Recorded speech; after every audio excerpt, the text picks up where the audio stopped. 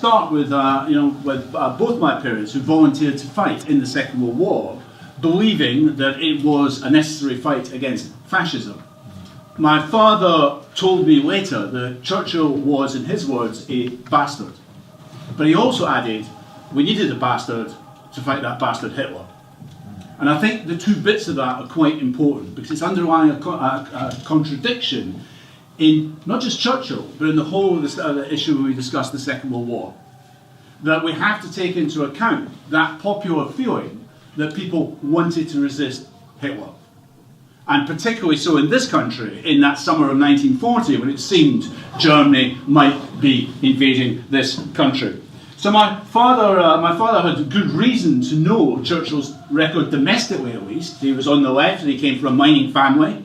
He knew that in 1910, Churchill, as Home Secretary, had sent troops into the South Wales coalfield at Toynepandy to try and to defeat a strike in the coalfield. He knew that in 1919, 1920, Churchill had been the architect of the British military intervention into Russia to try and crush the Bolshevik Revolution. And that in 1926, he was very much the hard man of the Conservative government during the general strike.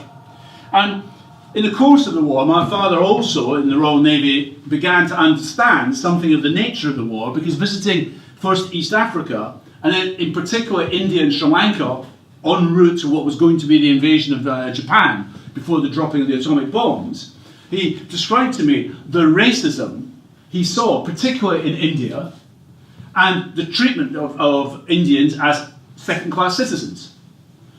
This is in the dying days of the Raj, but it left a mark in him, and he understood as well that in many ways the war, which he'd seen as an anti-fascist war, was also being fought, at least in Asia in particular, to maintain the British Empire, what Churchill particularly wanted to do. So both my parents regarded, my father in particular regarded Churchill as a bastard. They were prepared to accept Churchill as a war leader, but in August 1945, they voted Labour to get rid of him because they didn't trust Churchill and the Conservatives to deliver on the promise of a welfare state and the other things which had been in the Beveridge report in 1942. And therefore, I think when we're discussing Churchill, it's right to stress, his 100% support for British imperialism, his own racism, which, as a product of the British ruling class, the British imperialism, is scarcely surprising in the historical context. That's not to justify it, but I mean, a blue blood like Churchill couldn't be anything else but a racist in this period we're talking to. But it doesn't accept why he was accepted by millions of ordinary people as the leader of Britain during the war, and why in January 1965 he received a state funeral, but with popular participation on a scale in my lifetime I've only seen for Princess Diana. And you can watch it on YouTube, but it's clear that there was people who had never voted for Churchill and the Conservatives lining the streets, ordinary working class people, as a tribute to that time. Also, I mean, this is an unlikely figure, of course, to become someone who was seen as that. He was a blue blood, as I said, born in Blenheim Palace, the descendants of the Duke of Marlborough, one of Britain's most successful military leaders. Yet within the British ruling class, I think it's also important to say, he was never regarded as, to use that phrase, one of us. He was always regarded as an outsider. In part, his father, I have not got time to talk about, had been a political maverick. His mother was American, which particularly in the 1930s was regarded as a sign of suspicion by the dominant section of the British ruling class, who tended to see America as being more of a threat to British imperial interests than Adolf Hitler or anywhere else. Plus, he had entered Parliament after military service, a rather checkered affair, including the campaign in Sudan, where he took part in the defeat of the Sudanese armies at Khartoum, followed by the digging up of what was the guy the British dubbed the Mad Mullah, who defeated Gordon, if you remember, sometime earlier, and they then had a ceremonial riding on horses and marching over his new grave as a sign of to demean him in terms of that. So it was a classic colonial campaign. It was mass murder as well, by the way. I mean, machine guns being used and people armed, essentially a feudal army. You know, it was a very one-sided battle. But he entered Parliament as a Tory, switched to the Liberals, joined the radical wing of the Liberal Party before the First World War, allied to another maverick, David Lloyd George, who became the British war leader in the First World War. After the First World War, he switched back to the Tories. But by then his reputation had been blighted by the failed Gallipoli operation of 1915, when the British attempt to seize control of Istanbul and the Dardanelles Straits had been blocked. It turned into an attritional battle in the Gallipoli Peninsula. Britain had been defeated by the Turks and had to evacuate. And Churchill, as the architect of that operation, took the blame. And again, in popular mind, he was seen as that, responsible for a slaughter like, you know, Douglas Haig on the Somme at Passchendaele. Very much one of those people responsible for the bloodshed of the First World War. He served as a minister during the 1920s, second in none in his hatred of Bolshevism. But in the 1930s, he was excluded from office in the coalition and conservative governments of Ramsay MacDonald, Stanley Baldwin, and then Neville Chamberlain up to it.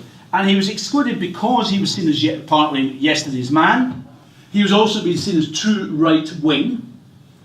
At a time when even the densest British politician understood that the mass movement for Indian independence, they had to make some concessions, Churchill was steadfast in refusing any concession and advocating a policy of all-out repression.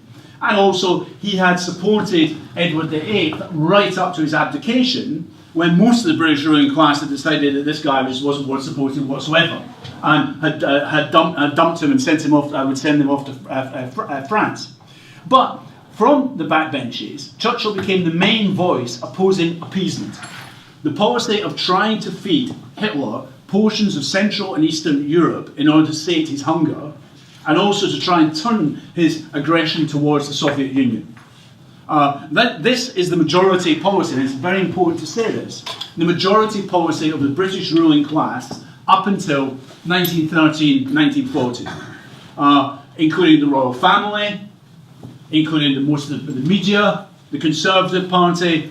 They supported this policy of appeasing Hitler, and many of them saw Hitler as a bulwark against Bolshevism, because in a rather strange way they couldn't grasp that Stalin's Russia was not the same as the Bolshevik regime of 1918, 1919, 1920, and no longer had any revolutionary ambitions whatsoever. And it's important to say that Churchill was doing this not because he had a problem with fascism in general. His admiration for Mussolini in Italy continued right up till Duce's execution in May 1945. Domestically, he said that he admired many of Hitler's policies internally to Germany. What Churchill understood, which for instance the then Prime Minister Neville Chamberlain didn't get, was that Hitler wanted domination of Europe, and then using domination of Europe as a stepping stone to global domination. And that would inevitably mean confrontation with the British Empire, and if succeeded, eradication of the British Empire. Something, incidentally, that Hitler was a great admirer of, particularly British rule in India, and used it very much in his model and his fantasies for what he was going to do in the Soviet Union once he'd conquered that. So, you know, Churchill was opposing fascism in the 1930s because he understood it was a threat to Britain's status as a great power and to the empire. But by September 1939, having fed Hitler Czechoslovakia, it was clear Hitler's appetite was not going to be sated, even to the densest British, well, actually not, but to most British politicians. It was clear that Hitler was not and could not be trusted, having not delivered on his own promises. And in September 1939, the British government, rather reluctantly, along with its French ally, went to war. Neville Chamberlain literally had to be forced to declare war. He had no wish to go to war whatsoever. And Churchill was brought back because they had to bring someone in who had a track record of opposing fascism. So Churchill was brought in as First Lord of the Admiralty into the government. After Hitler conquered Poland in September 1939, And nothing happened until the following spring in terms of any real significant military conflict. The British and French sat tight on the Western Front. Hitler was preparing his forces because despite the belief that he was all powerful, actually he was no stronger than Britain and France. That was a myth that was created around him. But in large part because key figures in both the British and French governments wanted a negotiated peace, including Neville Chamberlain, the British Prime Minister, and also feared very much that any war was going to end in a repeat of what had happened in 1917, 1918 in the First World War with the revolution. And that is very important. I mean, particularly the French government, which had gone through a very turbulent period in the 1930s, terrified of internal in May 1940, Lord Halifax announced that he had no stomach for the job, which is quite interesting in terms of the British ruling class, isn't it?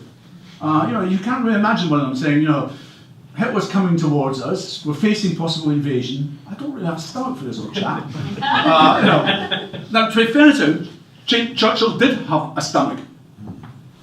He loved, as he'd said during the First World War, he loved war. It was what really turned him on, apart from champagne and cigars. And he was given the job. But immediately, the Labour Party entered into a coalition government. And if you've seen the most recent film, Finding the Star, it's quite good about this. The problem was, it was quite obvious in the House of Commons that every time he spoke, the Labour benches would rise up waving their order papers in celebration. The Conservative benches would sit silent.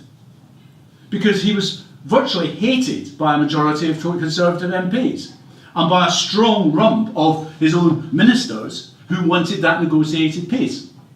And in June 1940, what Churchill discovered was that he was actually in a minority inside the British elite, or certainly 50-50, between those who wanted to enter into a negotiated peace with Hitler and Churchill, who was prepared to fight on. Together, it has to be said, with the majority of the British population, who at least had some hatred of Nazism and had some inkling of what was going to happen if Hitler ever got here. Right? Famously, someone said, in terms of aristocracy, if I suppose it'd be okay for you, you can move off to your country estate, you're not going to see the swastika flying over Big Ben or Buckingham Palace, you'll do okay. But if you lived in the East End of London, you were aware of what was going to happen if Hitler ever got here. If you're a trade unionist, if you're a left-winger, if you were Jewish, you could be aware of what was going to... And Hitler was this has been broadcast into Britain. A man called Lord Hall was reading out names of Jews living in Golders Green, for instance, and saying, literally, we're going to come and get you. So, you knew what was about here. And what Churchill had to do in that summer was to launch a faction fight. And he had to do it from a minority position, particularly inside the Conservative government. So, for instance, his friend, the press baron Lord Beaverbrook, commissioned 3 left-wing journalists, one of them who's Michael Foot, a future Labour Party leader, to write a book called The Guilty Men, which is an indictment of the previous Conservative government, of Halifax, Chamberlain and others, and the whole record of appeasement, blaming them for the situation that Britain was now in. The book was refused distribution by the big distributors like W.H. Smith, and Foot later wrote they had to get a barrel and take it up Charing Cross Road selling it as if it was pornography. But they sold it and it started selling hundreds of thousands. And that idea of the guilty men caught on.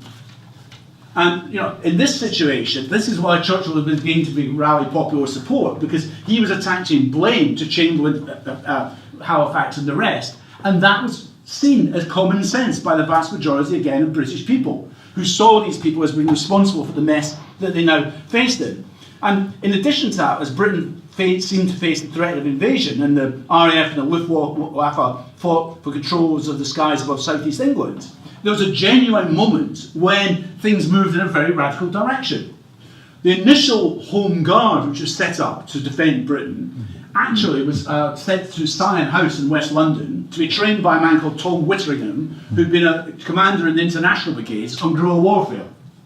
Now, British Army commanders were aghast to discover what was going on. The idea there was this was a genuine attempt to create a popular force, and very quickly it was rolled back into a much more conventional outfit For those who remember the sitcom Dad's Army, you know, the bank manager in command, the bank manager's assistant, second in command, all the way down to the lowest clerk. I mean, very, you know, the complete structure of the British village replicated in the unit of the Home Guard. But for a moment in that summer, it's important, people like George Orwell, the novelist and writer, believed that Britain was on the verge of a potential revolution. The population was moving left because in order to fight the war, strangely, the BBC and the Evening Standard were pumping out a very left-wing message. You know, the Evening Standard was talking about waging a European war in the tradition of Garibaldi, Goethe, Beethoven, and the French Revolution and all sorts of things against Hitler. You know, the BBC was using left-wing commentators in a way it's hard to imagine to pump out an anti-fascist message, but also a vision of what Britain could be like after the war. And this is important as well, because the broken promises of 1918 of homes fit for heroes meant that in order for Britain to fight, the British ruling class got it, at least got this bit, that they had to promise genuine change at the end of the war. They had to promise essentially the welfare state, full employment, and what we got in the Beveridge Report of 1942, which Churchill had to accept, even though he hated every word of it. But he understood that the Brits, to fight, they had to have that promise in terms of it. So things, you know, things for us a bit in that summer thing. I mean, there are other things going on. I mean, London took on a very interesting turn. I mean, whole sections of bourgeois London were evacuated. The ruling class were sending their kids to North America, and many of the ruling class went to North America. There was a huge squatting campaign in much of West London, with people taking over flats and houses which had been emptied by people who fled. And after the war, many of those actually, they got to keep those houses in areas like Victoria and elsewhere. The left was growing. Even the Communist Party, which up until June 1941 was denouncing the war because it was then Stalin was Hitler's ally, and then did a complete switch after, but even it was growing. Leading campaigns, for instance, to get into the Dorchester Hotel. There was a deep air raid shelter where Halifax slept every night in the old Turkish bath. After cocktails, one of them said it was very annoying that the AK guns, the anti-aircraft guns, were going in Hyde Park. But the Communist Party went on occupation of this.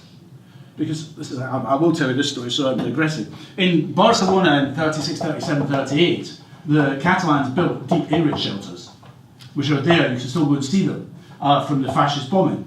The guy who, the civil engineer, was spirited out of France at the end of the Spanish Civil War by MI6, who brought him to London and commissioned a report on why you needed to have deep air raid shelters. The report was given to the Chamberlain government, who said, no, we don't need this. What you need to do is go and dig a hole in your backyard, cover it in concrete and a bit of turf, and you'll be okay. So thousands died because of that little incident. But up until really the Communist Party led a campaign to get into the underground shelters, to take over things like the Dorchester Hotel, people were being told literally to hunker down in their backyard or go under the stairs, which in the East End was suicidal.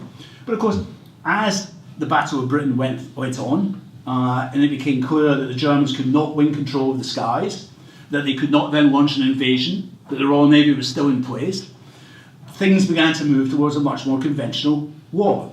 So in August 1940, virtually every armed unit of the British Army and all its tank brigades were sent to Egypt. Now, Hitler's 22 miles away across the Channel, but for Churchill, Egypt is more important. Because Egypt is, in the Suez Canal, is the strategic link of empire, with India and then beyond the dominions in Australia and New Zealand. And Italy having entered the war, that had to be defended at all costs. But of course, while the British could defeat the Italians, the British were never able to defeat the Germans. I'm sorry to spoil anyone's fun here, I was brought up in a version of the Second World War, but the British Army's performance in the Second World War was almost ridiculous. That's not to belittle the infantry, but I mean, it was a class-ridden army led by people who were not very intelligent. The most prominent man called Montgomery, who was, had very little sophisticated ideas in his head. It didn't perform very well.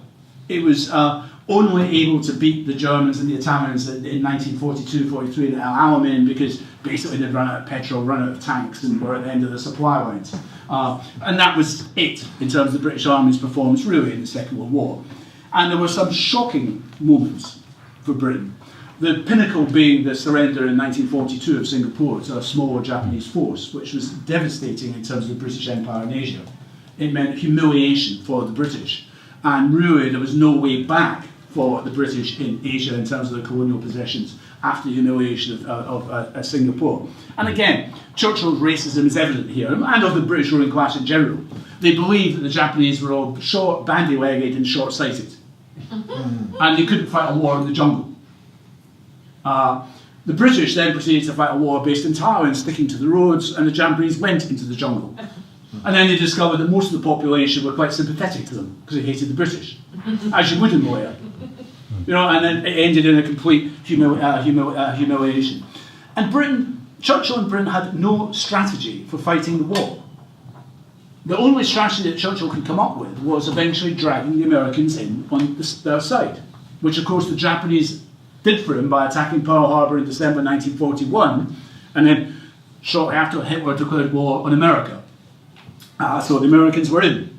But that wasn't really the end of the problem for Churchill and Britain, because in order to fight the war, Britain needed to use America to supply raw materials such as steel and oil. They couldn't make enough steel. They needed American weaponry. They needed American tanks. They needed American ships. They needed American transport aircraft. They needed American funds. And in fact, Britain was bankrupt by 1940, and the Americans gave them this, but it was at a price. And eventually, at the post-war settlement of Bretton Woods, the full price was delivered, which was the dismantling of what was called the Sterling Bloc, a protected imperial market, which Britain, its Commonwealth, Dominions, Empire, and satellites of Argentina were in, where they used tariff barriers to keep the Americans and others out and encourage trade between the members of the bloc. The British were told in no uncertain terms that economic aid continuing after the Second World War, and Britain needed that, would only be delivered by the Americans if they basically dismantled that setup. And the Americans were also by that time building links in India, for instance, with Congress, and making it very clear that they were impeccably anti-colonial. I would never be involved in such a dirty business, except in Haiti, the Philippines, and various other places, but we'll leave that aside. So the irony of it is that in order to fight the Second World War to preserve the British Empire, Churchill ended up presiding over what was the effective end of the British Empire. And of course, the other factor which came into it was that the army which would eventually stop the Japanese invasion of India and then retake Burma was the Indian Army. And in the course of the Second World War, the Indian Army changed from being a British officered army to become largely Indian officered, not the generals, but largely Indian officered. And India itself was transformed because it began to produce much of its own weaponry there. Much of the beginnings of industrialization came in. And it was very clearly that really by 1945 Britain could not hold on into India. And that was brought home when the Indian Navy in Mumbai mutinied. That the Indian armed forces now existed, if you like, in terms of. I'll come back to India in a moment. So. I will come back to it in a moment. So that is really in some ways Churchill's career, but I want to end by talking that all through this, British imperialism, saga of horrors, continues to the British end. And I want to talk about one episode in particular, which is very apposite given this venue. By 1943, India was facing invasion. Japanese armies were on the borders of Assam. Bengal was a theatre of war. The British confidently believed the Japanese were going to invade. They were also facing a mass movement called by Congress, Quit India, which despite Gandhi's non-violence took a very insurrectionary turn. It was very violent and was repressed very violently by the British, including using RAF planes to bomb it. The British were very nervous about what would happen if the Japanese got through and into India. A section of one of the Congress leaders, Batt, had already set up an Indian National Army, recruited among prisoners from Singapore and elsewhere, and found a popular echo. It was not at all. So, in 1943, the worst disaster of the 20th century British imperial rule occurred in Bengal, when a famine killed some 3 million people. This was not a natural disaster. It was one made by the British and colonial authorities, and of course by Churchill. Prior to the famine, the British authorities did nothing to address a growing population in Bengal, which was beginning to outstrip its own agrarian economy. It was starved of investment, and already, even before famine hit, the population was suffering from lack of food. The war had brought spiralling inflation, which meant ordinary Indians could not afford, particularly in the rural areas, could not afford to buy food if anything went wrong with the rice, fundamentally with the rice crop. And a food distribution system prioritised Britain's Indian Army, civil servants and other priority groups, including those employed in war industries in the cities, over the rural population. In addition, in 1942-43, Britain ordered a scorched earth policy in Bengal, destroying crops and destroying transport and boats for transportation and fishing, in the belief that this had to be done in case of a Japanese invasion. The result was almost predictable. Famine broke out. Churchill was well aware of what was happening. The Imperial Viceroy, Lord Lithgow, worried about morale in the Indian Army, not particularly that worried about Indians dying, I have to say, of hunger, but worried about the impact in terms of the Indian Army, wrote back to London asking that food be provided. Churchill got those reports. In the margin of one report, Churchill wrote, "Why hasn't Gandhi died yet?" There's clear evidence, of course, that famine wasn't affecting India whatsoever. A small amount of grain was sent, but much bigger shipments were being sent to British forces in the Mediterranean from Australia and elsewhere, some of which were actually sailing up the Indian Ocean, obviously sailing through the Indian Ocean to Suez, were not diverted. And the British government also refused offers from the United States and Canada to supply grain. I mean, this was an appalling man-made famine. Similar to the Irish famine of the 1840s. Lord Waverley took over as Viceroy in October 1943, and again, he's upper-class Brit. But he described the Churchill government's attitude to India as negligent, hostile, and contemptuous, which I think sums it up. So, last thing to say. We'll talk about Churchill and the war. By the beginning of 1943, the Russian victory at Stalingrad and the beginning of the American advances in the Pacific indicated that the Allies were going to win. Britain was now a junior player in this alliance, and Churchill was finding himself sidelined, much again to his bitter annoyance of what was going on. The Americans insisted on an Anglo-American invasion of France, partly to strike directly at the Third Reich, partly because the Americans wanted troops on the ground, because it's clear the Russians were quite capable of capturing not just Berlin, but all of Europe on their own. The Third Reich could no longer turn the Russians back. And Churchill tried to insist that there should be no landings in Western Europe, the operations should be conducted in the Mediterranean, because for him that remained the key access for the empire. And eventually the Americans literally had to tell him, no, we're going to invade France. Almost up until the end he opposed it.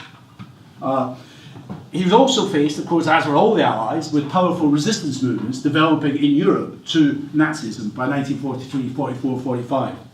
In two cases, he took quite interestingly different positions. The first is in probably the strongest resistance movement of anywhere in Europe, which is in Yugoslavia, where formerly the British had been supporting the Royalists, but had discovered that the Royalists were siding with the Germans and Italians because they hated the Communists more, and that the Communist partisans of Tito were actually killing Germans. And Churchill, to his credit, actually said, if these people are killing Germans, we should ally with them. And he turned his anti-Bolshevism around and said, no, we should go with these people in terms of that. I also think it's clear that British intelligence had some inkling that after the war, when Yugoslavia had been agreed was going to be part of the Russian zone of influence, that Tito was not going to bow to Stalin's orders. So I'm not saying they understood that Stalin and Tito were going to break, but they had some idea that Tito was not just a puppet of Stalin and that he was his own man. So Britain switched and supported the Yugoslav resistance, which Tito was grateful all through his life. Greece was another country which had been promised in this agreement with Russia was going to be in the British zone of influence. Very important again for the Brits because it sticks down into the Mediterranean and is that sea route again. 1944, the Germans evacuate, the communist resistance takes Athens, the country is liberated by its own resistance movement.